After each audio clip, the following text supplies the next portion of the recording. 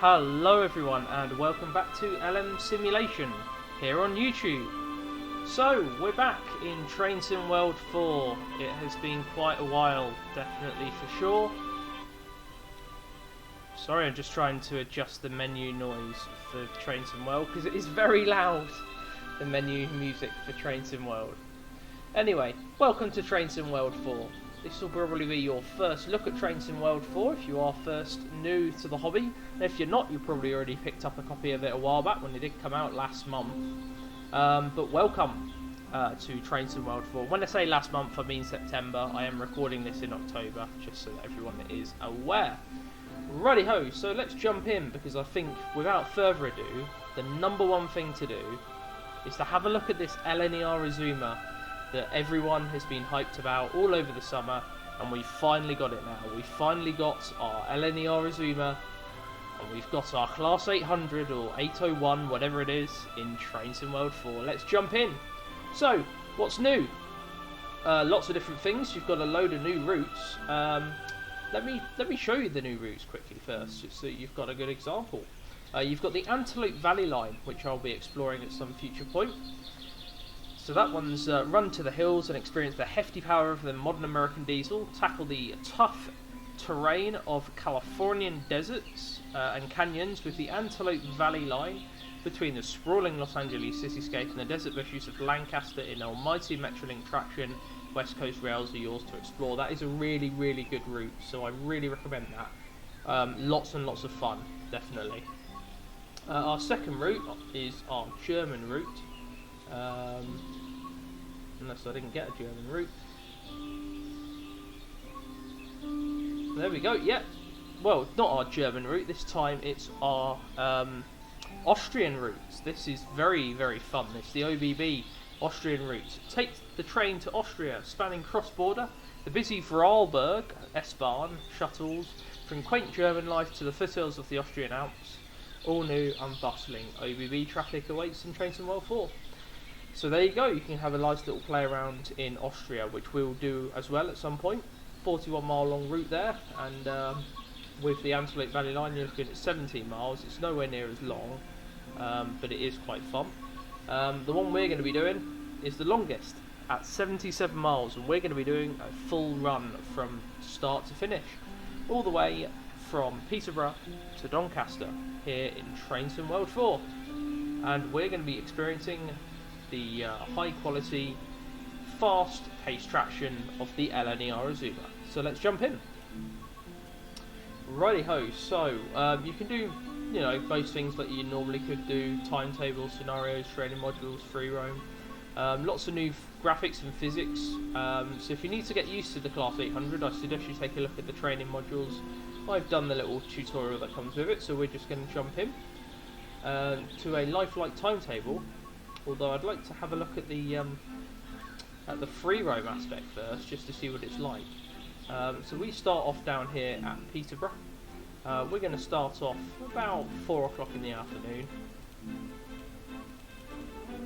10 past 4 will do. Make it some light clouds.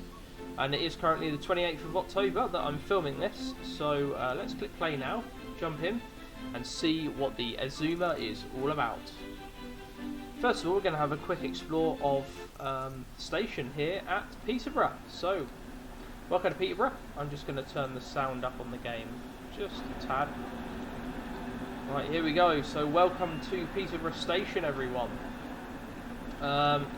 This is it in all of its glory. If you know Peterborough, you'll know this blue bridge. We've had this in Train Sim World for a while now. You've even got a queue for the people wanting a coffee. That is very cool. Some of the prices though, the Jawbreaker at £14.99 or double up for 25 quid. Have you ever spent 25 quid at a coffee shop? I don't think I've ever spent 25 quid at a coffee shop. Anyway, look at this sunset. Now that is phenomenal. There you go, there's a screenshot for you already. Welcome to Peterborough, home to ARU Peterborough, your employment-focused university. So let's have a quick look. We've got nothing on this platform because this is a Thameslink platform. And unfortunately, the route doesn't go south of here, so we are going to have to cross up over the bridge, which does appear to be quite busy today. and we're going to cross over to platform 2 and 3. Just have a quick look down here. So you've got your trains, fast trains to London from platform 3, although there appears to be absolutely nothing on the board, which is rather weird. You've got your cafe over there. There's another cafe. Blimey, we've got plenty of cafes here in Peterborough, haven't we? If you know Peterborough rather well, you will know this station off the back of your hand, I'm sure. I'm not too sure whether this is going to work or not. No, there's no trains departing from Peterborough today. Have I come on a strike day or something? There's absolutely nothing. It is 4:10 and there are no trains on the passenger information screens. I mean, the game looks stunning, the route looks stunning, the graphics upgrades are fantastic. The only problem is, there's no trains. How can we have that? Let's double check the... yeah, there are absolutely no trains. I don't know whether that's a glitch, but I can't see any trains for love nor money anywhere.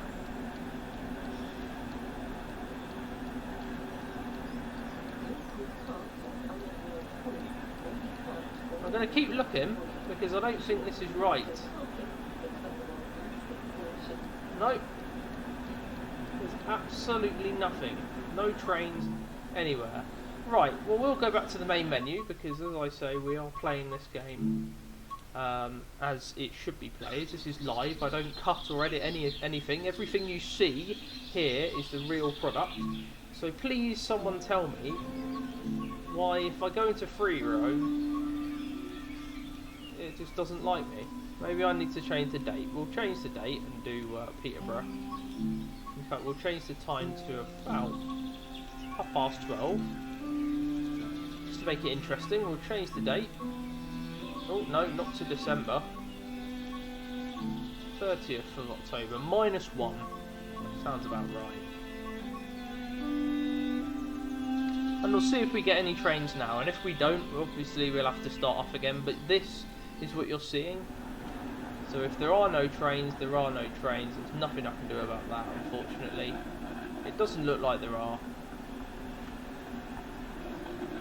For some rather bizarre reason.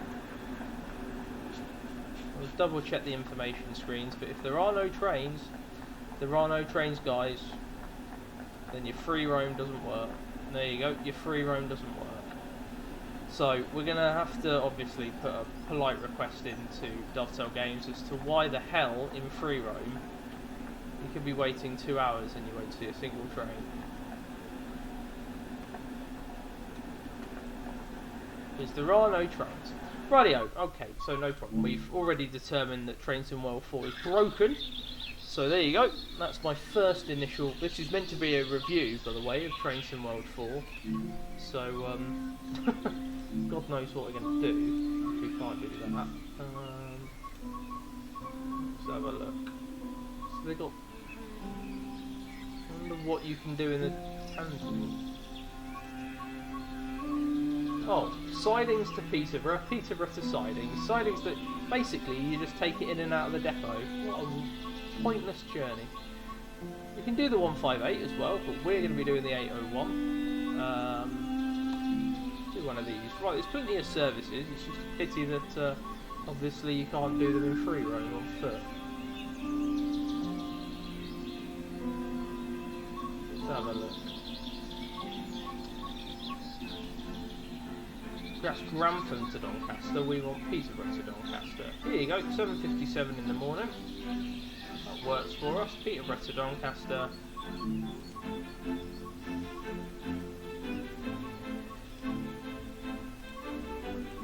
And we won't have the dynamic weather on, we'll just keep it on custom weather for this one. London King's Cross to York.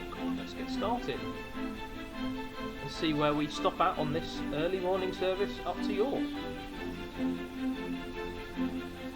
I probably should have just jumped into this from the start, but I wanted you guys to see exactly how the game plays, so if anyone knows the reason why or what was going wrong there, do let me know, because I'm completely and utterly confused. In normal routes, you just jump in, get straight in, and there'd be stuff on the departure boards and everything, but there was nothing. Absolutely nothing. So, anyway, here we go. This is the Azuma. So, probably best to have a look at the outside first before we jump into the inside, but here we are. This is the LNER Azuma. We're in 801234, which I think is the default unit number. I don't think it changes, so no matter what unit you drive, you will always be driving 801234. Presumably because Dovetail Games have made a mistake, but hey ho. We're in Coach I, calling it Grantham, Newark, Retford, Doncaster and York, but we're not going to York, we're only going to Donny. So we're doing most of the journey, just not all of it. So let's jump in. I think the unit looks fantastic, by the way. It really does. It really does look great. I have PTS, by the way, so I am allowed to do this. Nobody else is, but I am. Not entirely sure. I know we need line blockage if we're going to go over there, so we shouldn't do that. Yeah, we've got our tail lights on. I'm not entirely sure why. But we'll get that changed. So let's jump into the unit and get stuff set up. I can get back into my driver's seat, so that'll be helpful. Rightio, so let's unlock the doors first, because that appears to be what it wants us to do, and we'll get everything set up. So we'll set our headlights to full. Well, dimmed. I think it's dimmed during the day, isn't it? And full is for other things. Right. Master key is on. I need to set up some things. GSMR on, next stop Grantham, that's good. I just need to go to the circuit breaker, put these in. ETCS is isolated. We don't need it on, to be honest, because we don't use ETCS, but all of this is isolated, which is really annoying. Why do they isolate everything the minute you get into the cab? TPWS is on to normal. So let's jump in. This is the 801 cab, as you can see, looking pretty good, to be honest. I did not know the second man gets a desk. That's cool. Oh, hi! It's a shed. It's a grubby old shed as well. Very nice. Get a bit of freight. So, let's open the doors. Is it going to let us, or do we need to set something up?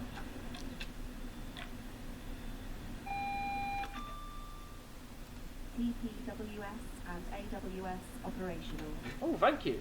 TPWS and AWS are operational. Oh god, it doesn't like us leaving the cab, does it? Not even in neutral, it doesn't like us leaving the cab. That's a bit harsh. Alright, let's close the door. So we just had a nice bit of freight pass our train. I'm going to take the blind down a tad, just because you never know, it might be a bit sunny on the way up. Now we can lock the doors. You can just about hear the door sounds.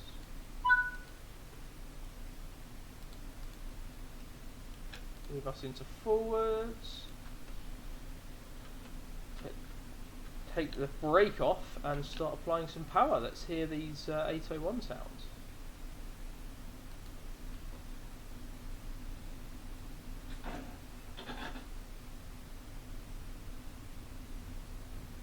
Not much. Hardly anything at all, isn't there? Well, at least there's sounds outside.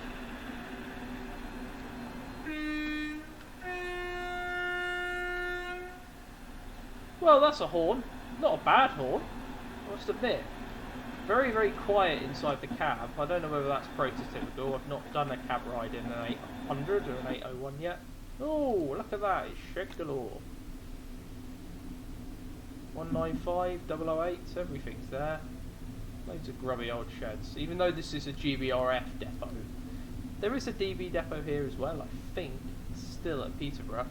There has been a DB depot there for quite a while, longer than there's been a depot there for GBRF, I believe, but hey ho. Rightio, so our next stop on this service will be Grantham. You'll be experiencing the entire route from start to finish in all of its glory. And we've got one coming the other way. Looks like he's going non-stop.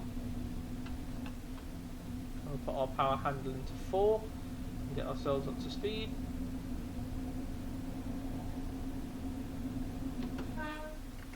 And also I'm going to put the sound up a bit because it's gone a bit quiet now.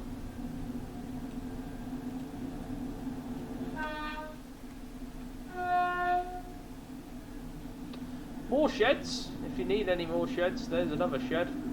Because you can't get enough of sheds. They're everywhere. It'd be nice to have a freight loco in this game that isn't a shed.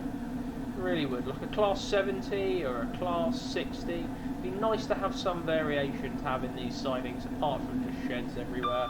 I know it's realistic to have sheds everywhere, but come on. We need something else in this game. So, you'll be able to see this is apparently an upgraded version of the East Coast Mainline. Essentially, this is what it is like in real life, and it should look like. Oh! Very nice. Oh, there's a decent amount of AI. We need some reskins for those containers, definitely. Everything looking very autumnal in the game, that's good to see. I'll get a nice screenshot along the way. Hopefully at one of our intermediate stations, maybe Newark or Retford. We are stopping at all the stations available on the route, so that's Grantham, I believe it's Newark and then Retford, and eventually we'll get up to, there you go, I've done 80 miles in the 800, in the 801.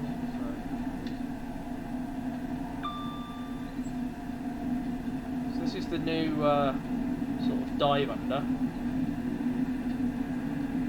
They've just built to get freight over to the lines up to Lincoln, over there to the right, without impacting the main throat of the East Coast Mainline. So that's freight that comes. Oh dear, we're already on double yellows.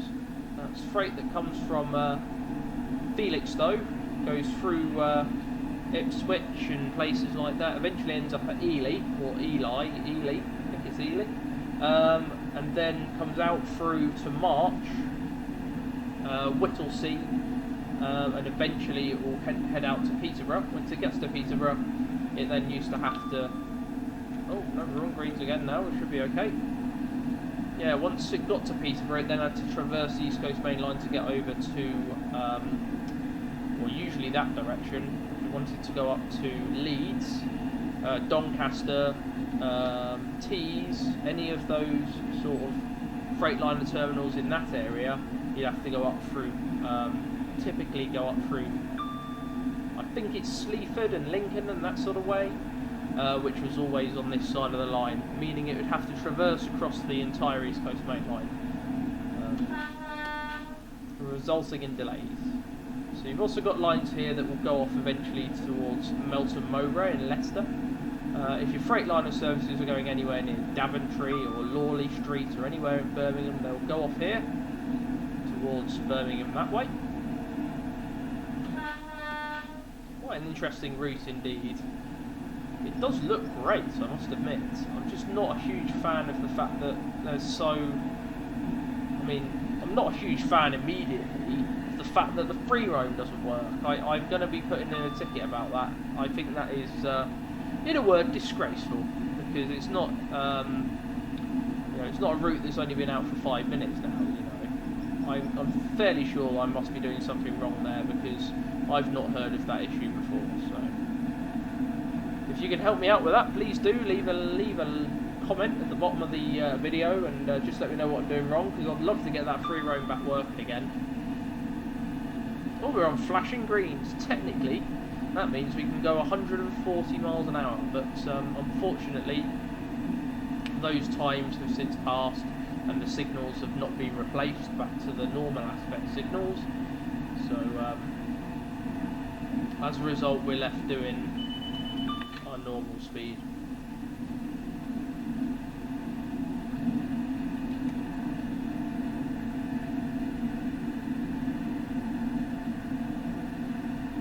I wonder if we're going to overtake any freight trains. Who knows?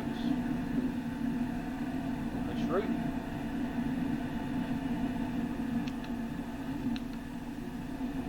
You see, I feel like I've got the cab light on because everything's really, really bright, but I haven't. It's just just how naturally bright the cab is, and I don't like that. I really don't. So this is a vanilla version of the game, by the way. There's no add-ons whatsoever. No sort of third-party stuff. Well, third-party, second-party that you can get from the Steam. Well, not the Steam Workshop in this game. It would be the Creators Club. I haven't got anything added from the Creators Club yet. I haven't actually had a chance. I've only played the game once, just to make sure it does work, and it did work. So obviously this is reviewing it again. So once we get to Doncaster, I'll do a full review, a rundown of Trains in World 4, what it compares to Trains in World 3, and how we're going to be going from there in terms of upgrading Train Sim and looking to the future. Obviously this route proves that we can start to look at longer length routes in Trains in World 4. That is not the issue. I presume the issue is the only issue that life ever presents, which is the massive issue of time.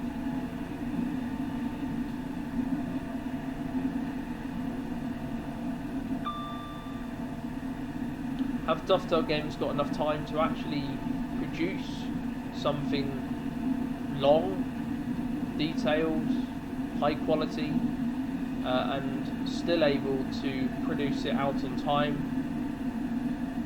Who knows? Maybe that's the question.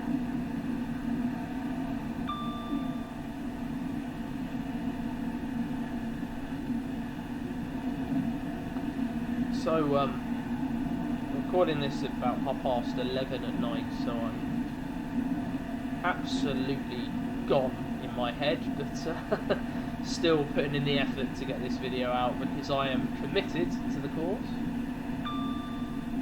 So these flashing green signals, if you want a little bit of history for you, they were implemented probably sometime around the 80s, I presume 80s or 90s, in a bid to upgrade the East Coast Mainline to 140 mile an hour running. They might even have been introduced in the early 2000s. But essentially the signals are put here as sort of a test track to see whether 140 mile an hour running would increase performance and decrease journey times on the East Coast Mainline. But ultimately they found that the answer was it didn't really have a great impact, and as a result 140 mile an hour running never became a thing. However, the flashing green signals have remained ever since, because obviously it will cost Network Rail a huge sum of money to rip up these signals and replace them with normal ones. Especially when these flashing green signals are, you know, pretty normal signals in their own right, to be honest. So we're due at Grantham at 8:16. Something tells me we're not going to be on time. Maybe that's just my experience of my poor train driving, but who knows.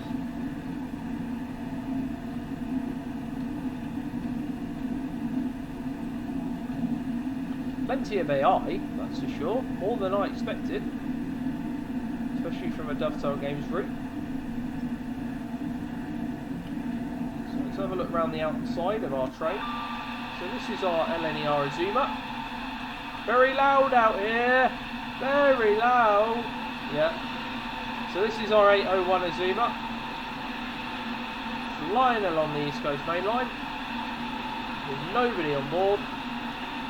Oh look, there are a few people on board. Hello. Some people want to go to York. Our next stop is Newark. No it isn't. Our next stop is Grantham. Oh, what's going on? Yeah, I quite like the, certainly looks a little bit more detailed than the one in the previous game. It says next stop Newark and then calling it Grantham. I've no idea. Absolutely no idea. It certainly looks the part with the stuff going on underneath the carriages.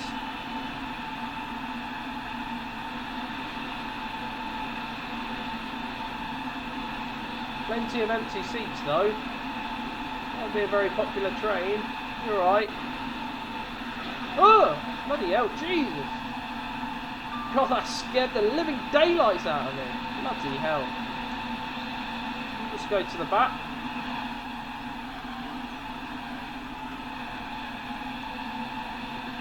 Oh, now that is a good view. Lovely indeed.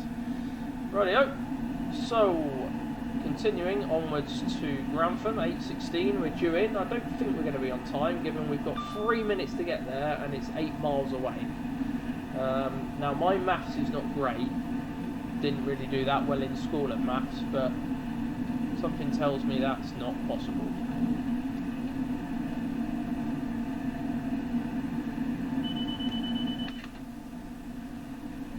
But we'll try our best, nonetheless. That's all you can do.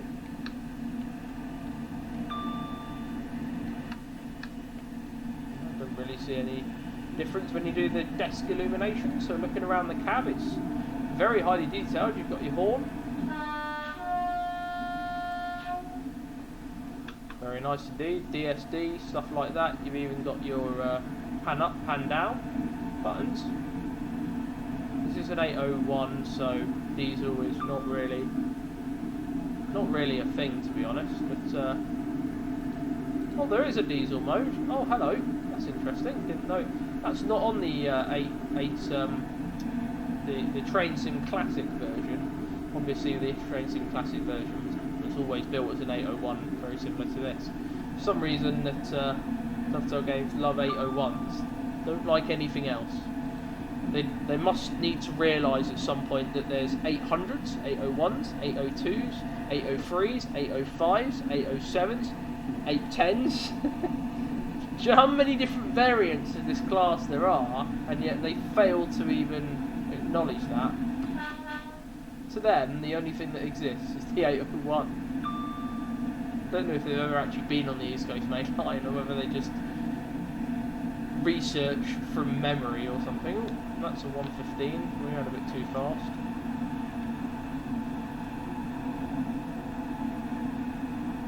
It's just due to the tunnel, that's all. Probably end up going up again.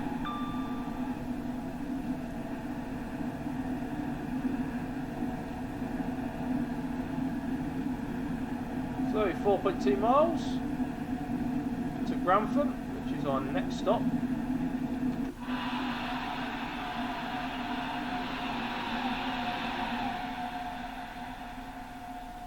Something else I've noticed, I'm running a pretty decent setup, and yet the frame rate is probably much lower than I would have ever suspected would have been the case. So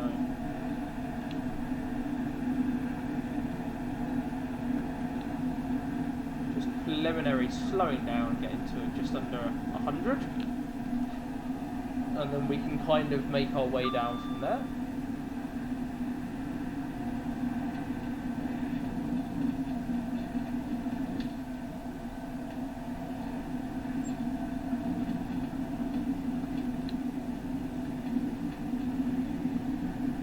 5 miles. Alright, so 158. Midland Main Line is haunting us, isn't it? There we go, as we come into Grantham now, 2.2 miles to go. I know we're only doing 100 and we are late. There's nothing I can do about that. But we're going to remain late for our entire journey, which is normal.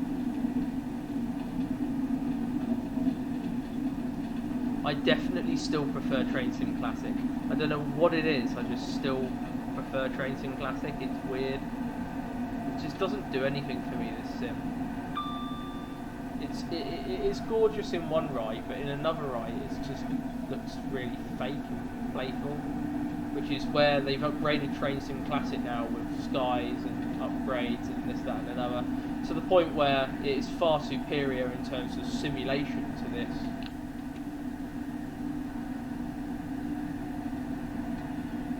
I'm coming in far too fast here.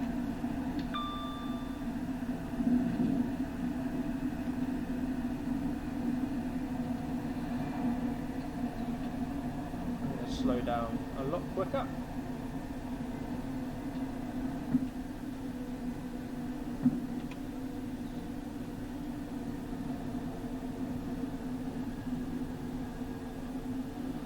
felt we were just coming in a bit too hot there at the old 70-mile-an-hour mark, definitely. But we're slowing down nice and quickly now, so we should be okay. Look at that. That is gorgeous. You know, the slower speeds, this game is really good.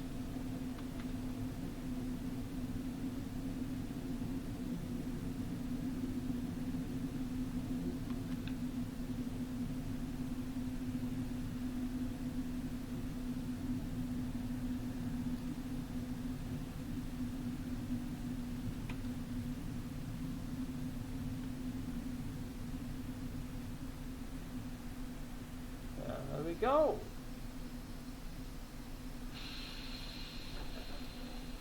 I'd like to manually open the doors now, which I believe there's a button for. There should be. There you go. Put it into neutral. Oh, bugger off! I'm not pissing. Shut up, shut up, shut up, shut up, shut up. Oh god, it is so annoying. Why does it do that? I put it into neutral. It shouldn't. The driver vigilance should not activate if you're in neutral.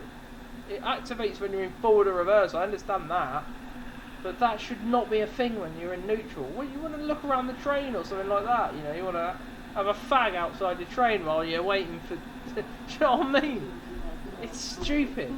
Absolutely stupid. That cannot be how it is in real life. No. I understand it will go off if you're in forward or reverse, but not if you're in neutral. That's why I put it into neutral. Right, let's switch ourselves to park.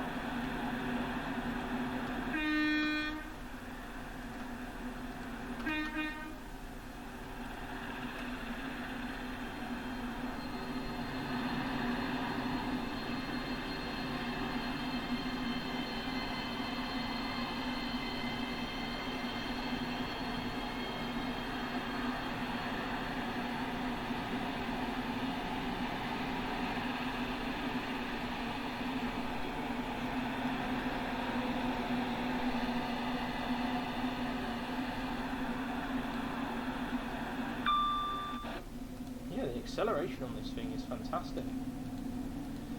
Yeah, so there's a couple of things to note. Is free roam is broken.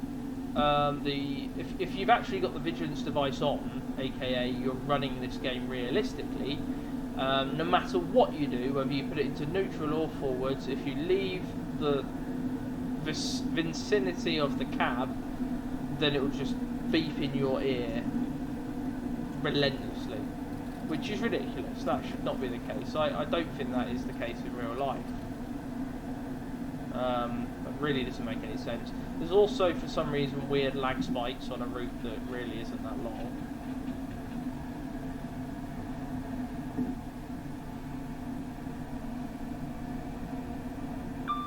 There we are. That's us outside of Grantham. Our next stop on this service will be Newark. Shut up.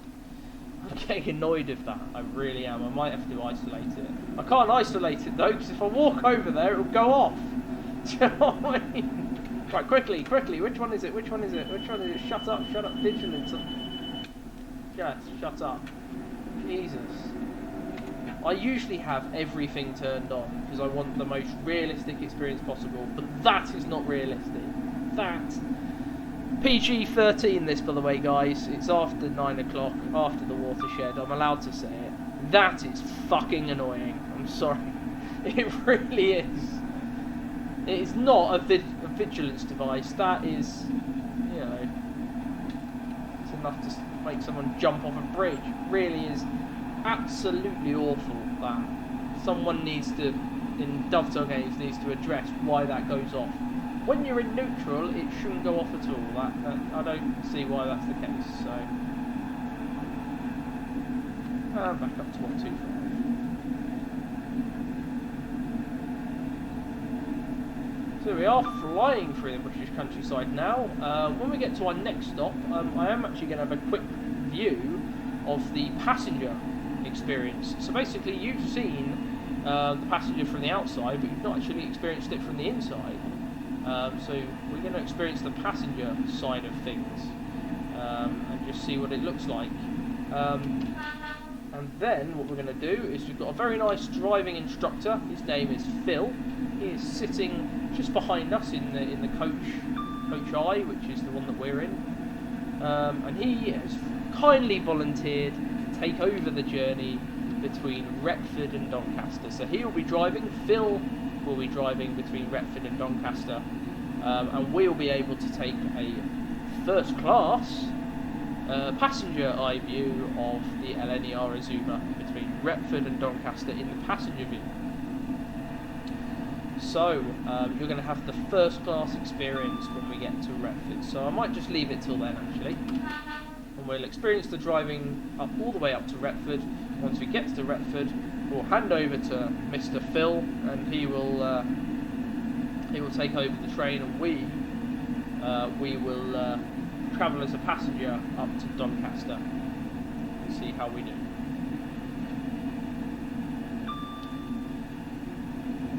At the moment we are flying along at 125, which is what we like to see. I want to see if we can make any time back. We should be able to, given that we're 8.2 miles away and yet we're only at 8:23. So by my reckoning we might be on time into the next stop, which will be a miracle. But we'll see. Certainly the British countryside is looking fantastic at 125 miles an hour, and I like how the seat is bouncing, and it just feels like there's a sense of movement, which is what I like to see. One thing I really would like addressed is I can't even see what the speedometer says because the light is so bright, but it's not like there's a light on in here. I've already checked. It's everything is off. Desk illumination is on low, that's on off. The cab light is off. There's no way I can make this any darker. Something I do like though is the next station stop sign, which has us going between Newark and Retford, even though we've not actually made it to Newark yet. So there you go, this doesn't even work. It also says we're in a 9-car unit. I can't remember if the 802 ones are 9 cars, but oh no, this isn't an 802, it's an 801. It's an 801 234 is what this set is. Oh, very nice. You can change the screen. Didn't know you could do that. Let's have a look. Auto announce. Eco driving. Next stop reminder on. Engine status. Oh, very nice. Event. Brake status. Wow, there's a lot of different pages on here, I'll tell you that. It says that the pantograph's okay. Wow.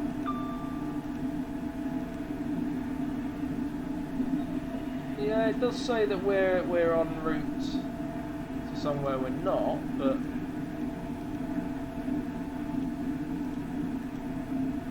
next station stop Retford. Well, we'll see about that. Personally, I don't think the next station stop is Retford. I think the next station stop is Newark. But hey ho, you know, do what you want. I'm not listening.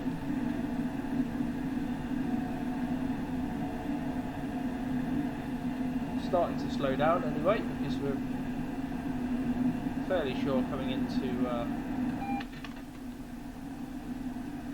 Newark not too long. We are early, we're not due to 8:30 and it's 8:26, so we're doing quite well for time now, which is good.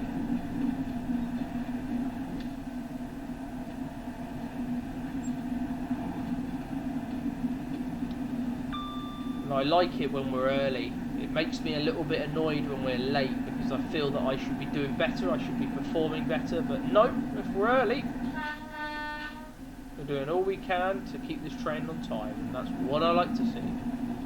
You know, we're performing well. So that's under 100.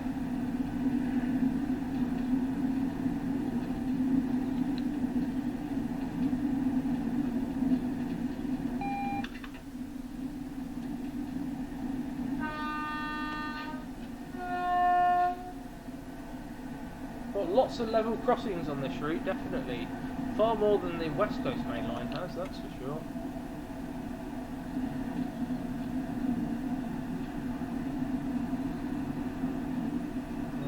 start to slow down.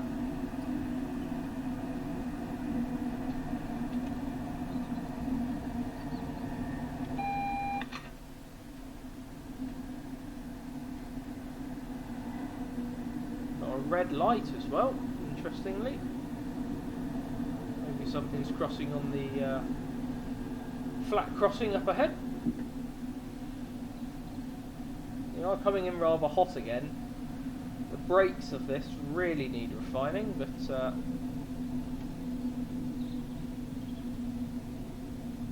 hopefully we should stop in time. Nice long platform. Hello everyone. Hello Newark. Even though the TMS seems to think we're in Retford. Maybe that's realistic. Maybe it is realistic. But maybe it is crap in real life and it just says stuff that isn't true.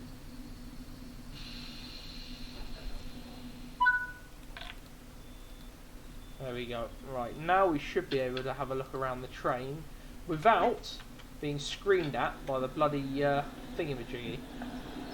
There we go. Welcome everyone to Newark Northgate. So let's have a quick look around this station. We've got some time, we are running early. Oh, hello! It's like a mother's meeting. It's a Network Rail guy. Hello mate, how are you doing? You ever going to do any work? There we go. Oh, hello. Nice little Dovetail Games water bottle there. That's very nice. Very nice indeed. Tell you what, the station looks fantastic. It is really nicely done. Some ticket machines. Oh! Oh, look, it's the station cat. What are you called? What are you called? Ghost. Oh, hello, Ghost. That's funny. We're only... well, when I'm filming this, we're only a couple of days away from Halloween. Scary, isn't it? Ghost. Right, let's have a look. There we go. We've got some newspapers in there. Is coffee the new water? Yeah, seeming to think so. There you go. The 832 to York, formed of 9 coaches.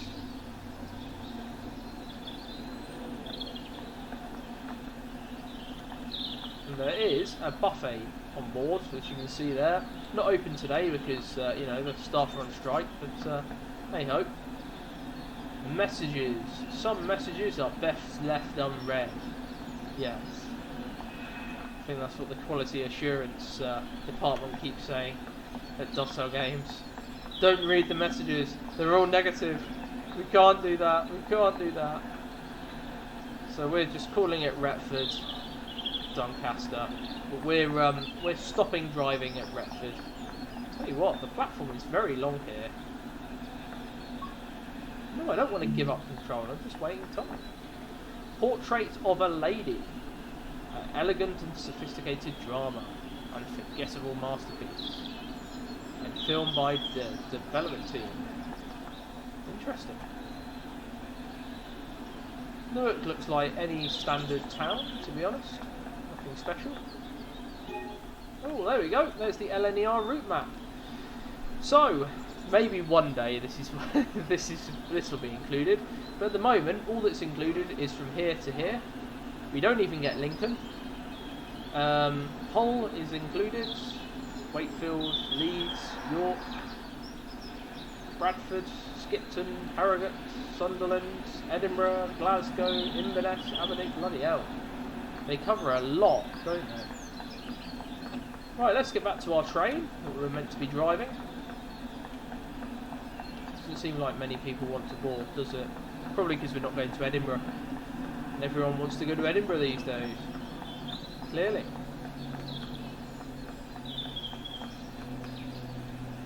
Hang on.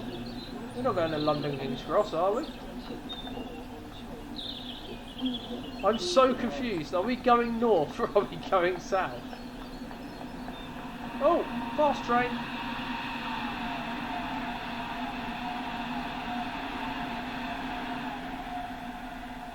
There you go.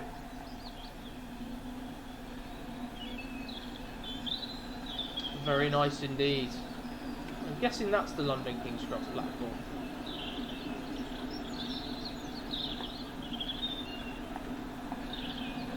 Well, no, it did say platform 1. Oh, I am very confused. I am very, very confused indeed. Not even the game knows where we're going. So, there we go. I don't know what we're meant to do. Right, let's lock these doors. Now we are late, because I couldn't bother to keep it on time, because it didn't feel right. So, Retford's our next station stop. That is our final station stop as a driver, and then we continue the rest of the journey as a passenger. Which is what I really wanted to do in the free roam, but obviously it wouldn't let us, so...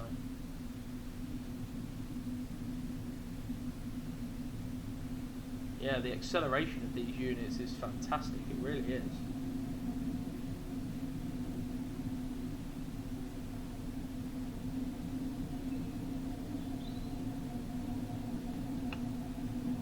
And upwards we go to 125. Next stop is Retford in 17 miles.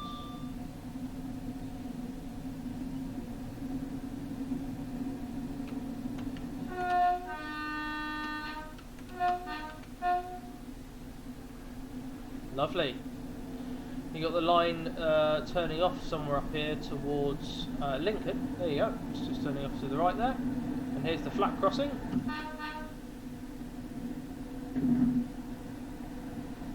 Very nice.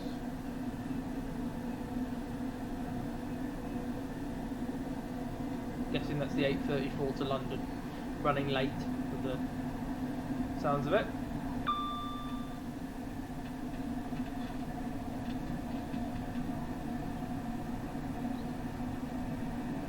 And here we go, going further north now, through the autumnalness, if that's even a word.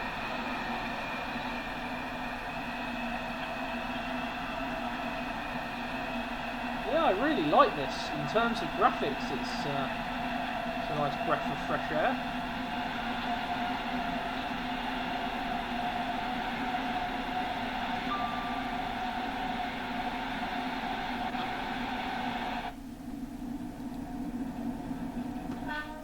Plenty of level crossings as well, and I love how the sunshine reflects. Got your pantograph there and your pantograph equipment. And it actually feels like it's quite loud out here, which is kind of prototypical. I feel like I'm having to shout just to get my point across.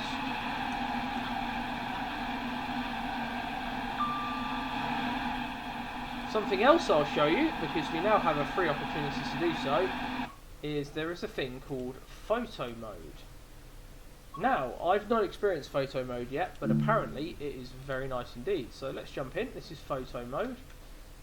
So in order to pan, you can use the WASD buttons to get in, and then to lower you press E to get down nice and low there, and then you press A. For example, if you want that nice autumnal shot there of us flying through. You can also use depth of field, basically, to increase. Your focal point then gets decreased, or it can get decreased, I presume. Rotation. Ooh, rotate the image. Very nice. I'll have it about 48%, and our field of view can change as well. How zoomed in we are.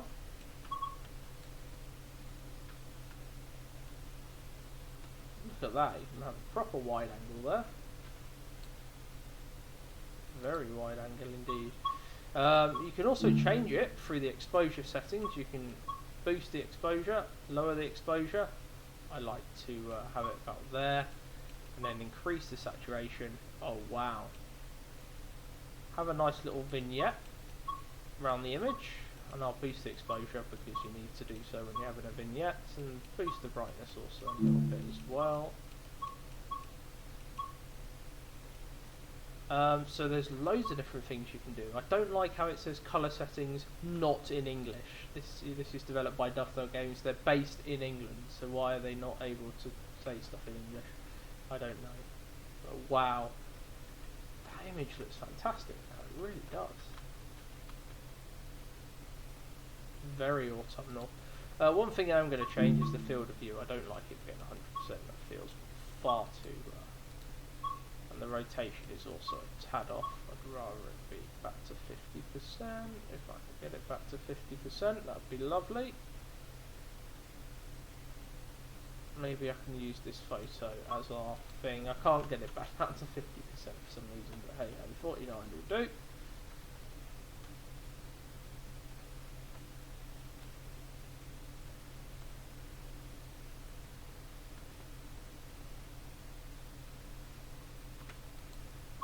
So 49 will not do. I'm a perfectionist. I'm not going to win until I get to 50%. There you go. You can change it with your arrow keys. Why don't you just do that in the first place? That might be a good idea. There we go. Zoom in a tab. There we are. Lovely. And then, if you're finished, just press G to have a look at your grid. That's for your sort of rule of thirds. So 1, 2, 3. Your image should also usually focus in that, but it depends on obviously what you're doing and where you're being it. But what I'll do now is I'll press spacebar. No, I won't. That doesn't do it. It says takes screenshot. Is that one? Yes, we will save and upload. Cool, wonderful. So that's now been uploaded to the Railfan shots. So now if I press exit, we crash into a signal box and we continue with our journey. So there you go, that is the new photo mode here in Trains in World 4. That's something that you haven't had in Trains in World 3 or previous Trains in Worlds. Been a good chance to basically explore the new features of Trains in World 4. I like the photo mode. I think I can get used to it. I certainly think I can get some wonderful photos taken with it. And that's with a vanilla version of the game. No third-party add-ons or anything like that from the Creators Club. Nothing as of yet. So if I can do that with a vanilla version of the game, imagine what you can do with a official version. One that's got add-ons. Just going to see what this. There you go. It's doing that double yellow thing. Not because we're following something. I think even if you have a look, we won't be following anything. It's because of the crossings going down. The lights stay at red, even if we're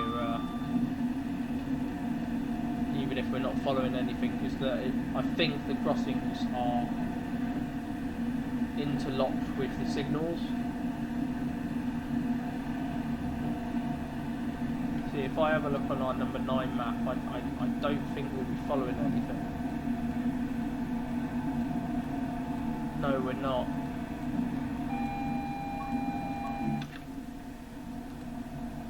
Yeah, we're not following anything.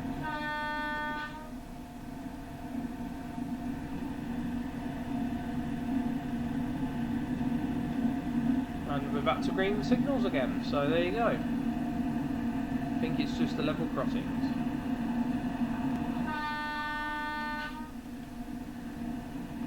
Nice loud horn.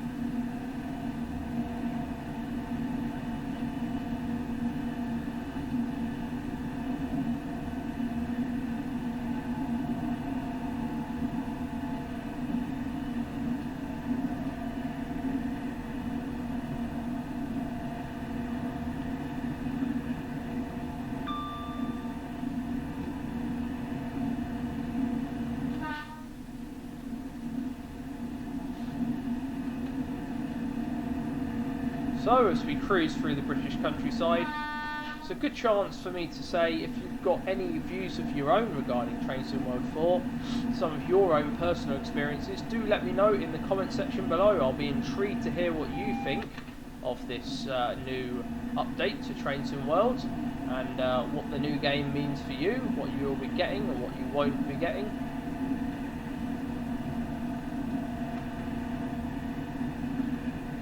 I think there's a load of British scope coming soon. I mean, we've got a route from Just Trains coming out, their first route for their first third-party route, well, second-party route really, for Dovetail Games for Trains and Worlds. This is their first one that they've done for Trains and World, and it is Blackpool, I believe, to Preston, and maybe a few other places. I think it covers Blackpool North and Blackpool South.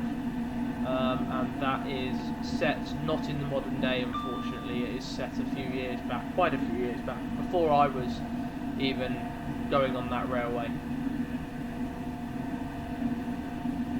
So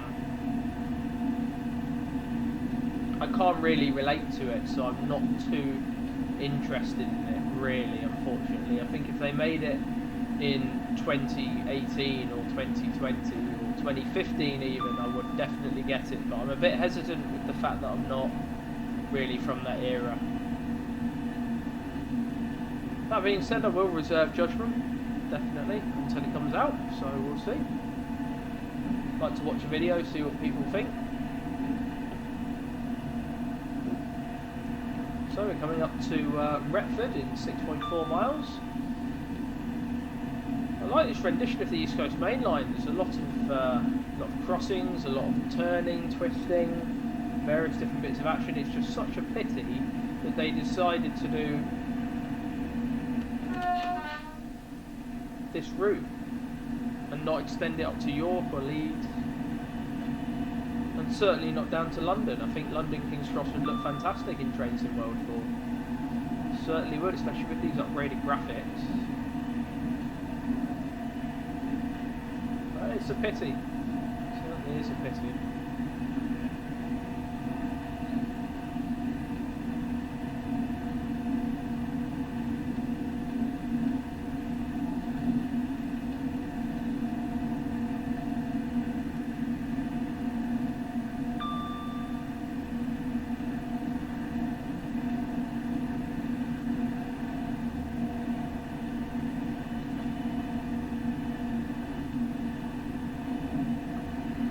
Certainly like the 800 appearance. I think from a driving point of view it's nice. I don't like how zoomed in it is. I know that is obviously an issue with this being Train Sim World.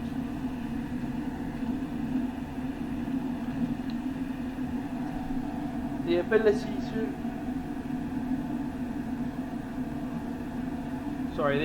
to zoom in and out is always been a bit of an issue in Trains in World. I think it's just because of the Unreal Engine, and I do feel that this is a little bit tad zoomed in for my liking. I'd like it a little bit more zoomed out. I feel like I've got my head pressed against the windscreen, you know what I mean? It's, you just don't get the flexibility in these games, unfortunately. So anyway, we are now approaching our next station calling point and our final station calling point as a driver. We will be a passenger on our next leg between Retford and Donny. We'll have a little review at Donny and I'll go through the future of Trains in World once we sit down.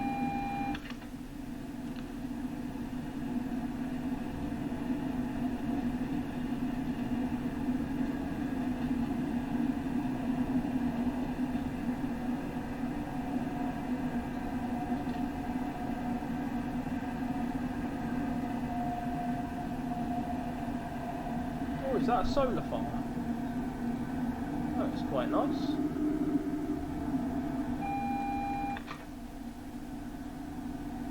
I could not tell if that signal was flashing or not. So if they need to have flashing signals, they need to be more clear on what the signals will look like when they're flashing.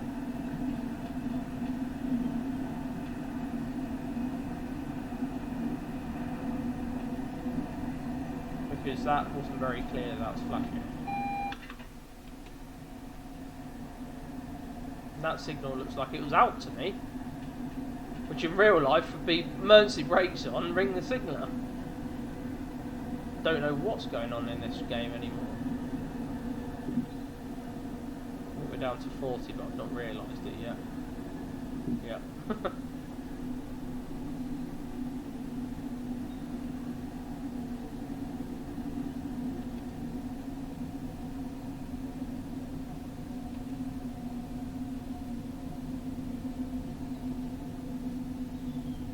And here we go, this is Retford.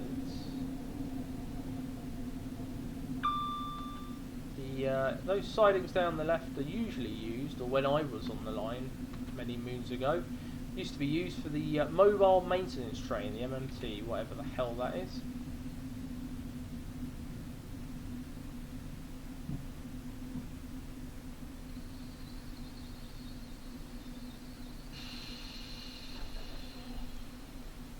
There we go, welcome to Retford. That's it, I'm now going to give up control to Phil. Wherever you are, Phil, take over. And that is us done. We're now going to experience the passenger view. Don't know why the hell is it so laggy? What is it? Yeah.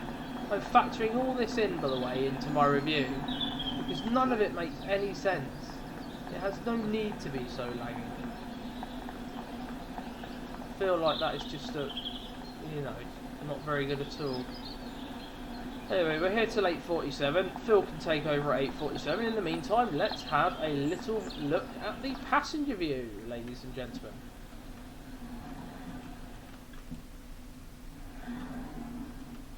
So, welcome to... Oh, we've got a fast train.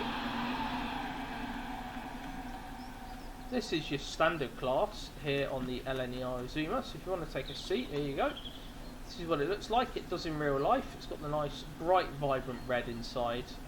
Standard class 800 style seating with your standard sort of wood effect at the end. Don't know whether it's fake or real wood, but yeah, it does the job. So there you go. You've also got your rolling information screens. York, we'll call it Doncaster and York. At least that's keeping up. TMS ain't. You've got your sort of reservation information here. Who's sitting where? These are colour coordinated, so you've got red, yellow, and green, I believe. And then obviously here you go. This is first class on the LNER Azuma, which is a bit of a sort of like a mulled wine colour. So this is where we're going to be sitting for the remainder of our journey, because we're a driver and we have a first class pass. Because we're that important to LNER, they need to keep us sweet. So welcome to LNER first class. Look at this. A whole carriage of just first class. And this is my favourite seats. The one where you got one on this side and one on this side. So we're going to take these because it's just my favourite seat. I'd always have these on the LNER Azumas because I don't like the fours, because if you're just travelling on your own and you sit on the, let's say that seat over there, you tend to feel like that you're taking up a space, if you see what I mean. You know, where a family of four can sit there. Like this guy, why the hell are you sitting there on your own, you loner? You know, whereas I prefer this. I've always preferred this. You know, I like to have a seat opposite. I don't like to have these little one-on-one seats. I don't like them. But these ones where you're facing opposite this, yeah, feels about right. That being said, I can't say that I admire the first class on these IETs. Certainly not. I think there's been much better first class versions that have been done since. But we're going to be leaving in a moment, so just bear with me one moment, and we'll be leaving shortly, and you can experience the first class for yourself.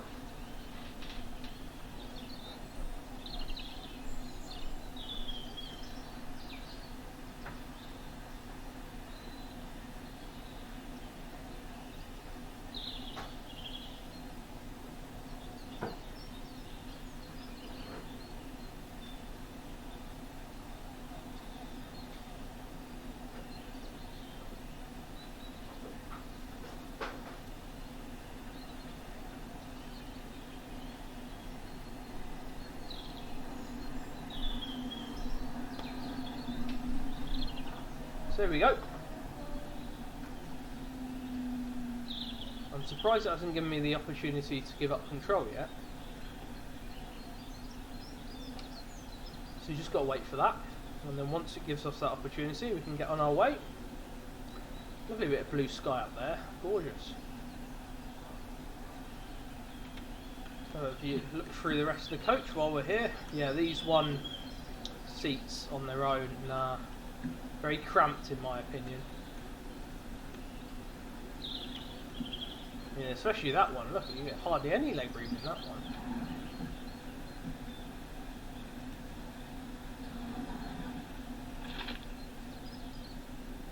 them open.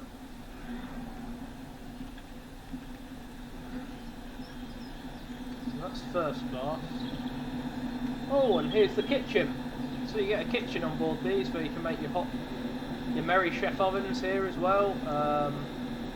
Various different microwaves and preheat.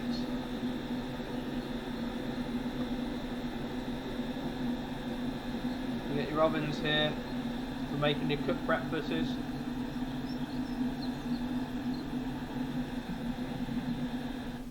Very nice indeed. You've even got these little fold down seats which are nice and cute. Although it doesn't look like you can use them, unfortunately. And this is the cab door at the rear. You're now all the way at the rear of the train. And we're not using that cab, so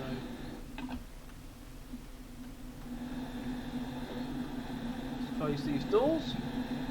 Make sure nobody gets into the food preparation areas. That is staff only there.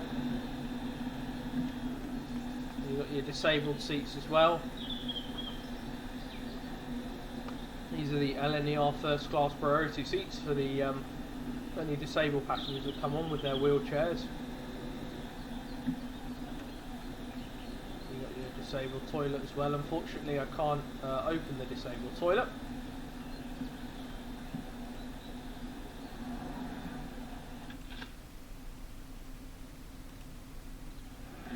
And there we go, let's go back and take a seat. Do you want to give up control? Yes I do.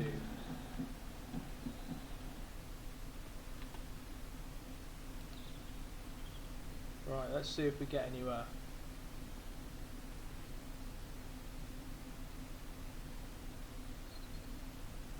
So now take a seat, and there we go, we're on our way. Lovely.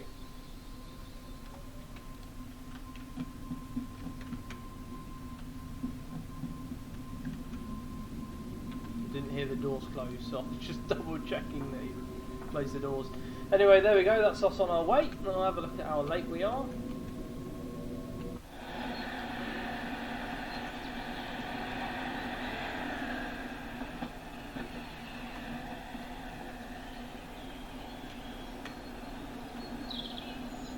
Oh, it's saying the 8:52 to Hull.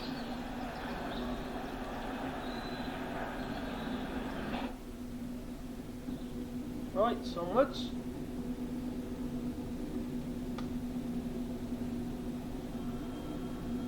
Oh, we've got some freight wagons. Very nice. Oh, I tell you what, you get much better sounds of the train from passenger view.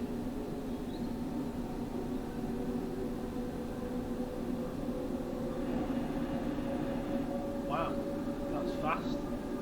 Very fast.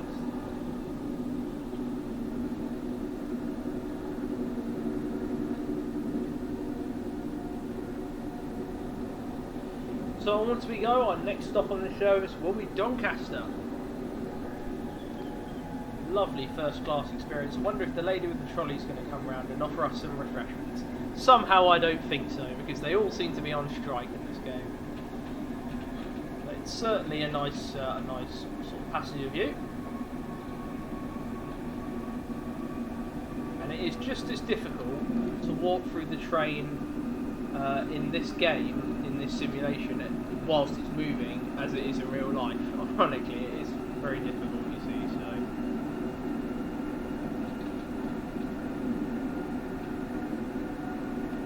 there we go. We're well on our way now. This driver, Phil, is doing very well. Well done, Phil. The only thing that I have noticed, by the way, guys, is that whatever this is, it's stopped working, because it's showing that we've got a 40-mile-an-hour speed limit coming up, but for some reason it's still showing, but I don't think that counts anymore for us. So yeah, there are still a few niggles and glitches, so it's all going to come into my grand review. But in the meantime, we're looking towards the future of train sim. So now we've got this route of 77 miles. Where do we think the future of train sim can go? Well, for me, it feels like more detail, higher quality trains, filling the gaps that we haven't filled in real life is essential. So to get an extension Midland Mainline southbound, including the using the 700. I very much think that's on the cards at some point, but probably more likely is we're going to get an extension of this route down to London and a northern extension up to York. So basically, you'll be able to drive all the way from London to York with an LNER Azuma, which would be fantastic. Really, really good. I mean, you can do that in real life. Well, of course you can do that in real life, but you can do that in Trains Classic. You know, you can drive all the way from London, King's Cross, all the way up to York if you wanted to. So the future of Train Sim is safe. We've got a lot of good stuff in the future, I feel, coming to this game, especially given that they've extended Southeastern High Speeds, showing that they are investing in previously released assets and downloadable content, which is good. Really good to see, especially when there's new trains coming along like this. We've recently had the 700, we've now got the 801. You know, who knows where they can go from here. We've also had the 385 before even Train Sim got the 385. Ironically, Train Sim Classic ended up with the 385 not shortly after.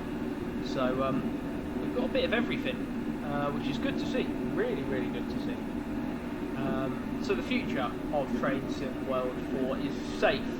We've got some very cool stuff coming our way. I have absolutely no doubt. But in terms of Train Sim World 4 versus Train Sim World 3, yes, 100%. It is a better game. It is prettier.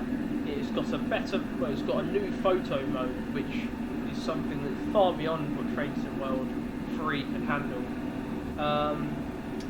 It's got these new routes which really explore how far you can go in a route, how much detail you can put in a route, how beautiful the game can look, especially in autumn, in these conditions. And the shadow that keeps changing is very realistic. I mean, I'm in awe. I really am in awe.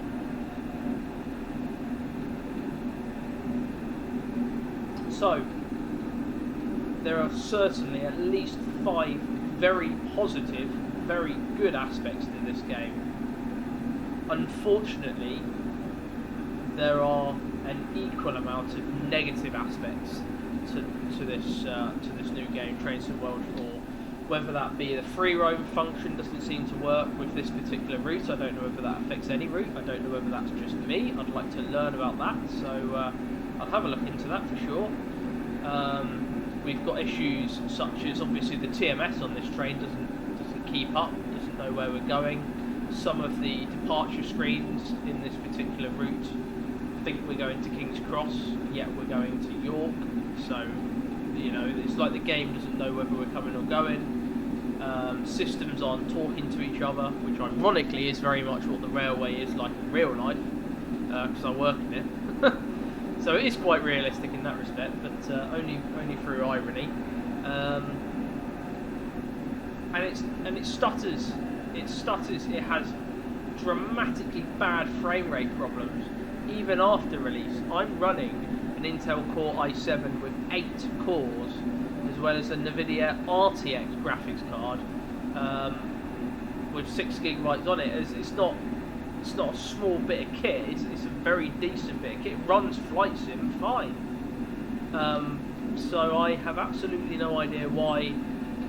There you go. We keep getting these weird frame stutters. I mean, I've got everything on Ultra because there's no need to have it on anything lower than Ultra, especially with the core graphics settings that I've got. So yeah, performance needs to be tweaked for sure. These little niggles with departure screens and TMSs not speaking to each other, that all needs to be sorted. And then, you know, if you want us to be honest, really honest, there's a lot more that needs to be sorted as well, in terms of the core game and aspects like that, making sure that everything is stickety-boo. Because it shouldn't be us that pick up these problems, it should be them prior to release. But if they're so consistently wanting us to be the beta people and us to be the people who test it and give back the feedback, then we will. But we'll be very, very harsh on Dovetail Games, and that's for sure. That's the only problem. So when you weigh everything up, when you have a look at this route, the length of it, the fun, joy that you can have with it, the multitude of aspects that are included as part of Trains World 3, as well as the other routes that we've not actually had a chance to look at yet. Those are brilliant, I can assure you. We are now on the approach into Doncaster, so it is a good time to sort of wrap up this review. All in all, I'm going to give it a 6 out of 10. In terms of absolutely everything, it does what it needs to do well, but it's got crucial issues which affect the gameplay in many different ways. The free roam being broken, departure screens not speaking to each other, frame rate problems, all of these are core elements of the game, and I'm sorry, but you cannot overlook those problems just for the sake of it being pretty. So with those issues in mind, with what I've experienced today in mind, I am having to score this a 6 out of 10. I wouldn't be able to go any higher, unfortunately, mainly because it's just not even possible to go any higher with the issues in place that are in place. You know, they've done very well. What the hell is going on with the train now? It's stuttering when it's braking, really weird. Anyway, we're now in the approach to Doncaster, so as I say, 6 out of 10. Very much worth it. If these issues get fixed, I will happily raise it to an 8 or a 9. It will always be a 10, just for a lack of other stuff. It just doesn't contain enough other trains to warrant it being a 10 out of 10. The max it'd ever be from me would be a 9, but it would be a good 9, it'd be a solid 9.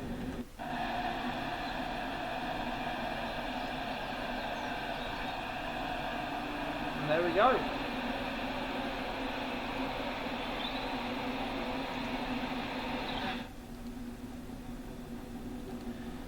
That is us now coming into Doncaster.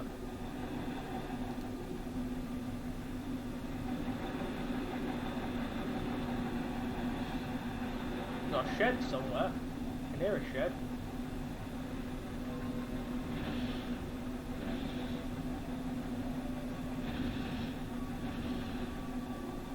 Oh, hello. Bloody hell, they like rubbish sheds, don't they? Here we go, this is us into Doncaster. Right, all the links to this game, this add-on, everything will be in the description below. If you want to get yourself a copy, feel free. As I say, always wait for a Steam sale before doing anything. They do Steam sales often enough now that it's not worth paying the full price. Always just be patient and wait for a Steam sale. You'll thank yourself for it, your wallet will thank you for it, and I will definitely thank you for it, because it's just not worth doing it otherwise. So here we go, this is Doncaster. Let's have a quick look around Doncaster and I'll wrap this up. Oh, hello, we've got some Mark III coaches in the sidings, that's nice to see. That'll be at the Doncaster Works, the Wagtech Works.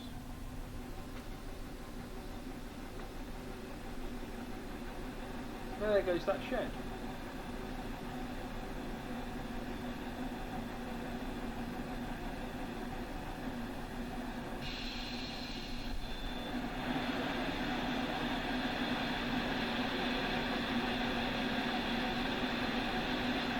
Very nice indeed.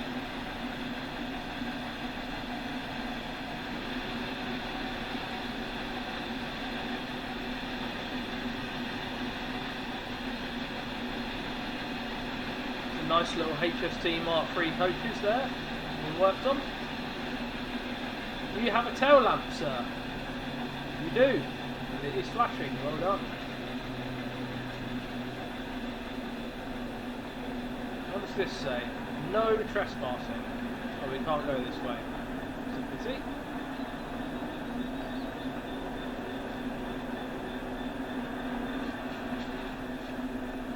So there we go, that's our train. Off to York, and it will be departing shortly, if not already.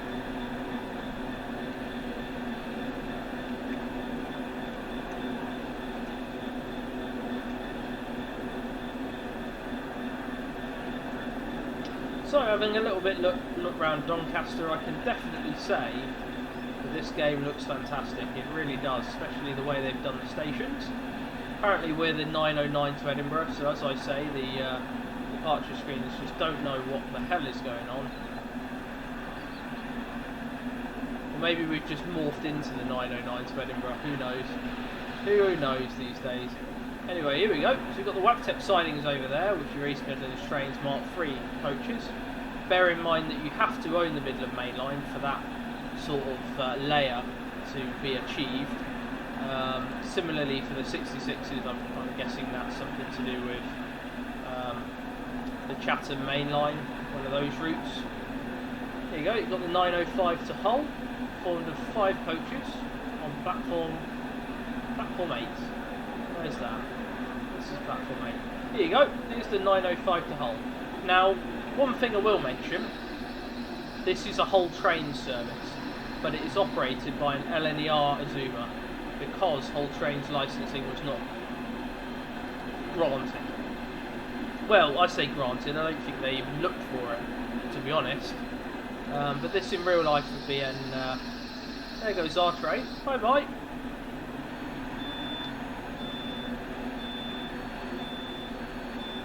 And then this is the service to Hull.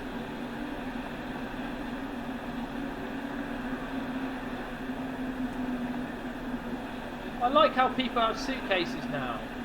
That is a really nice addition. I'll tell you what. That's just this waiting room. This is really cool. I like they've got waiting rooms now. That is cool. Got some guys serving pastries and whatnot and sandwiches. What's your prices like? Right. So you want me? Right. £3.50. That's not too bad. £3.50. More people having a mothers meeting. We've also got the other side of the station, which we'll take a quick look at now. If we can get past all the AI. There's a lot of them. There we go, so we've got the 920 to London King's Cross, calling it Peterborough and London King's Cross. Another place to get coffee and a very expensive sandwich shop again. £12.99 for the beef.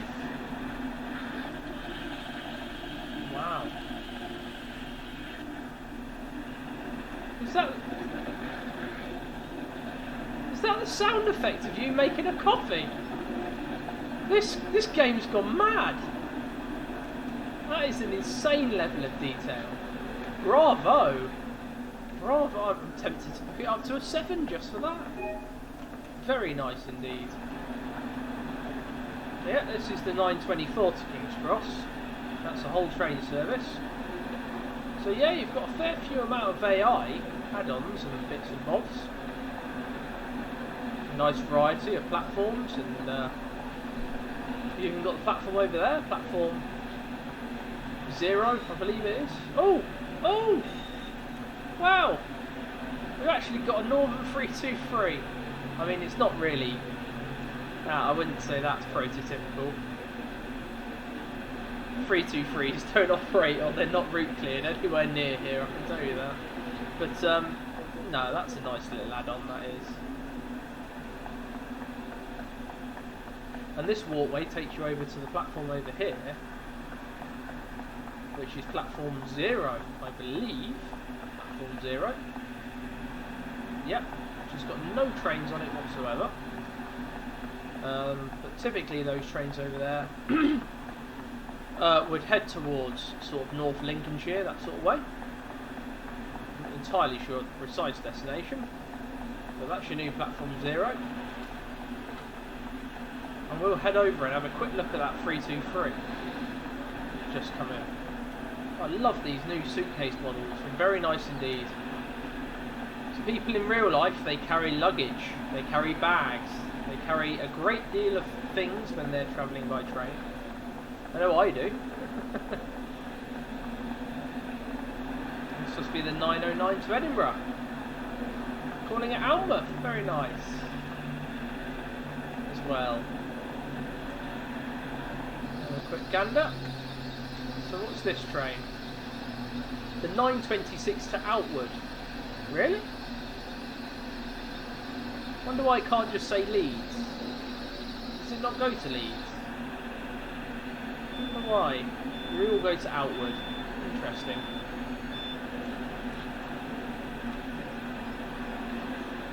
Even says Outward. Busy old 323, isn't it? I mean, in real life, it would be a... Well, God knows what operates it now. It used to be a 321. No, they've gone. I absolutely have no idea what operates that service now. It probably is a 331, to be honest. I can't imagine it's anything else, but yeah. Very interesting. So there we go. We're going to wrap everything up for you there. I hope you've thoroughly enjoyed this Trains in World 4 video. This first look. It's certainly been a roller coaster, that's for sure. But it's wonderful to be able to feature the all-new Class 801 here in Trains in World 4.